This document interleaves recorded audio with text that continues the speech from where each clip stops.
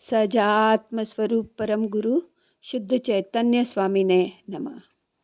हे आत्मार्थी बंधुवर, जीव से जाने अनजाने में कर्म कैसे बंधते हैं उसको संक्षिप्त में समझने का हम प्रयास करते हैं। जीव अपने स्वरूप की असावधानी रखने से मोह कर्म बंध का निमित्त बनाता है। मतलब अपने स्वयं को भूलकर पर में एकत्वपना ममत्वपना करता है तो मोहनीय कर्म का बंध होता है, जिससे उस वक्त अपना ज्ञान स्व की ओर ना मोड़कर पर में मोड़ने से ज्ञानावरण बांधता है, जिससे स्वरूप असावधानी से निज दर्शन ना कर पर दर्शन से दर्शनावरण बांधता है। हाँ, उसी समय शक्ति वीर्य के दुरुपयोग से अंतराय कर्म के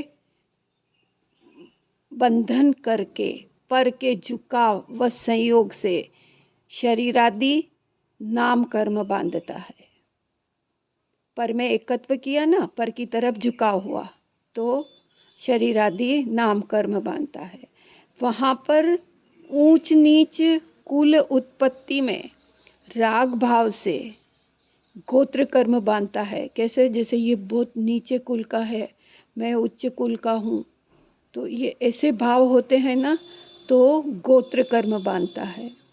और शरीर के इष्टानिष्ट संयोगों से वेदनीय बांधता है।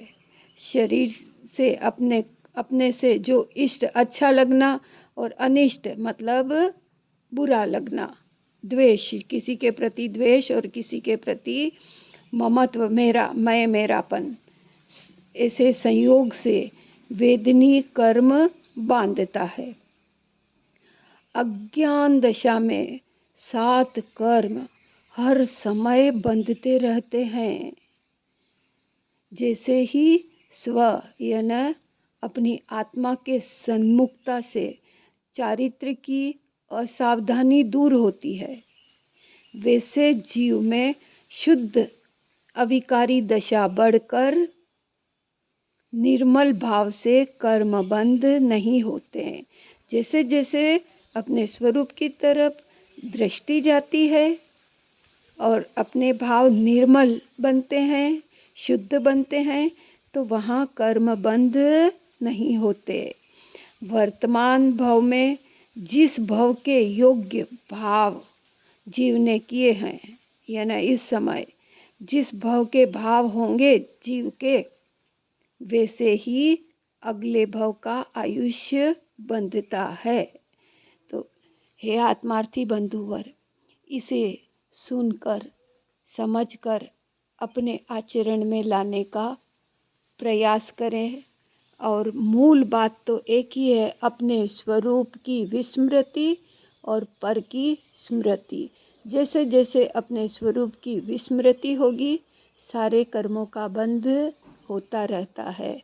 तो अपने को हर पल हर क्षण अपने स्वरूप का स्मरण रहे। ज्ञान स्वभाव, मैं ज्ञान ही हूँ, ज्ञानानंदमय हूँ, ज्ञान ही जानने में आ रहा है। ऐसा पर से खस स्वमा बस एटलो बस, नहीं तो 84 में फंस।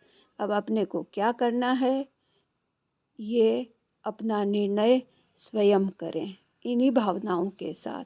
ओम नमः सिद्धम, ओम नमः सिद्धम, ओम नमः सिद्धम।